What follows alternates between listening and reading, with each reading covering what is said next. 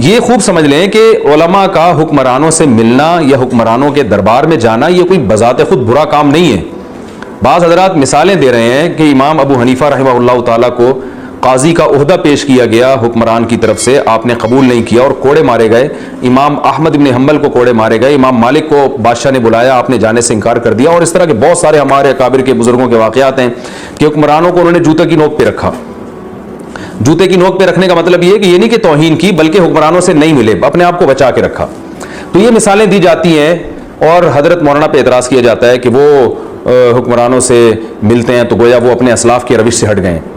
تو آپ یہ بات خوب یاد رکھیں کہ ہمارے ہی علماء میں بہت سارے علماء ایسے ہیں جو اہل حق تھے اور وہ حکمرانوں سے باقاعدہ ملے تھے. تو اسلام میں حاکم وقت سے ملنا یا نہ ملنا بذات خود نہ اچھا کام ہے نہ برا کام ہے. اسلام اس کو فوکس کرتا ہے کہ آپ کی نیت کیا ہے.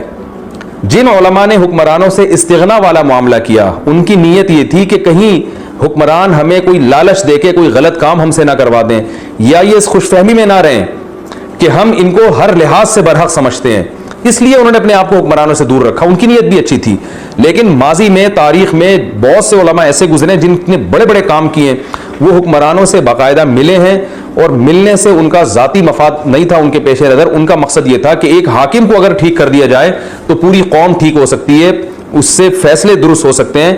پورا ٹھیک نہیں کیا جا سکتا, تھوڑا ٹھیک کیا جا سکتا ہو تو تھوڑا ٹھیک کرنے کی کوشش کی جائے. اس کی بھی ہمارے پاس بہت ساری مثالیں ہیں اور ان لوگوں کی نیت بھی درست تھی. تو عوام کو چاہیے یہ کام علماء پہ چھوڑ دے کہ انہوں نے حاکم وقت سے ملنا ہے یا نہیں ملنا. جو مل رہے ہیں ان کی نیتوں پہ بھی آپ شبہ نہ کریں, وہ اپنے ذاتی مفاد کے لیے نہیں مل رہے, وہ قوم کے لیے, قوم کے وسیع تر مفاد کے لیے اور وہ امت میں اصلاح کے لیے مل رہے ہیں. جیسے جلال الدین اکبر بالکل مرتد ہو گیا تھا اور اس نے ایک نیا دین ایجاد کر لیا تھا, اس نے خنزیر کو حلال کر دیا, زنا کو حلال کر دیا, تو علماء نے اس کے خلاف فتوے دینا شروع کیے, جس کا نتیجہ یہ نکلا کہ وہ علماء سے اور دور ہو گیا. ایسے وقت میں مجدد الفسانی رحمۃ اللہ علیہ اٹھتے ہیں اور وہ حاکم وقت سے ملتے بھی ہیں, اس کے منہ پہ اس کی تعریفیں بھی کرتے ہیں اور شہزادوں کو یہاں تک کہتے ہیں کہ تم جب تک میں اس وقت تک میں جنت میں نہیں جاؤں گا جب تک تمہیں نہ لے کے چلا جاؤں. اس قسم کے وعدے بھی کیے جس سے حکمرانوں کو انہوں نے اپنے قریب کیا. اور بالآخر ایک وقت آیا کہ جلال الدین کے بارے میں کہا جاتا ہے کہ وہ کلمہ پڑھ کر دنیا سے رخصت ہوا ہے. تو بہت بڑا ہندوستان میں مجدد الفسانی رحمۃ اللہ علیہ انقلاب لے کر آئے, اپنے آپ کو حکمرانوں سے قریب کر کے ان کے درباروں میں جا کے ان کو سمجھایا, انہوں نے ان کو محبت دی انہوں نے, اور پھر جلال الدین اکبر کی نسل میں عالمگیر جیسے بادشاہ پیدا ہوئے. اگر مجدد الفسانی بھی یہی کرتے اور کہتے یہ دار اسلام سے خارج ہے, یوں ہے, تو کیا نتیجہ نکلتا؟ وہ جلال الدین اکبر ان کا بھی گلا گھونٹ دیتا اور سارے علماء کو ختم کر دیتا. تو ہر دور میں جہاں حکمرانوں سے دور رہنے والے علماء ہیں, وہیں حکمرانوں کے قریب جانے والے بھی علماء موجود رہے ہیں, اور یقیناً درباری لوگ بھی موجود رہے ہیں جنہوں نے حکمرانوں کا قرب حاصل کر کے ان سے مالی مفاد حاصل کیے.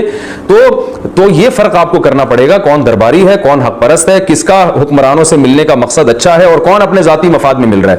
یہ فرق کیے بغیر آپ نے بس جو بھی عالم کسی حاکم سے ملتا ہے آپ نے اس پہ فتوے دینا شروع کر دیے, یہ اسلام کی تعلیمات بالکل بھی نہیں ہے اور اسلام اس کے بالکل اگینسٹ ہے. آپ کسی کی نیت پہ شبہ نہیں کر سکتے. تو میں نے اس کی اہمیت محسوس کی, اس پہ میں نے کہا میں ضرور بات کروں گا کہ حکمرانوں سے ملنا بذات خود کوئی برا کام نہیں ہے, بلکہ وقت کی ضرورت ہے. اور ہمارے پاس پیغمبروں سے اس کی مثالیں موجود ہیں. ہمارے نبی صلی اللہ علیہ وسلم قوم کے سرداروں سے ملے ہیں, حالانکہ اس وقت آپ صلی اللہ علیہ وسلم کی حکومت قائم نہیں ہوئی تھی, مگر آپ باقاعدہ سرداروں سے الگ سے جا کے ملے ہیں.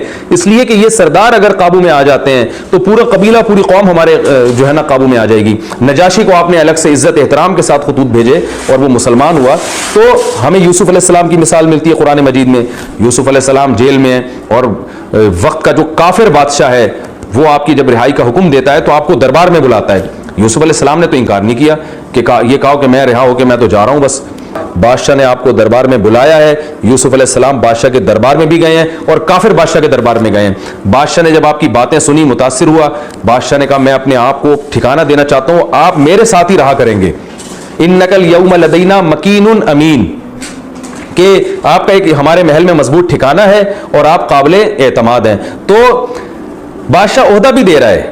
حضرت یوسف علیہ السلام اس عہدے کو یعنی مسترد نہیں کر رہے اور یہ نہیں کہہ رہے میں تو درباری تھوڑی ہوں, میں تو اللہ کا پیغمبر ہوں, میں دربار میں نہیں, میں تو جنگل میں جا کے کسی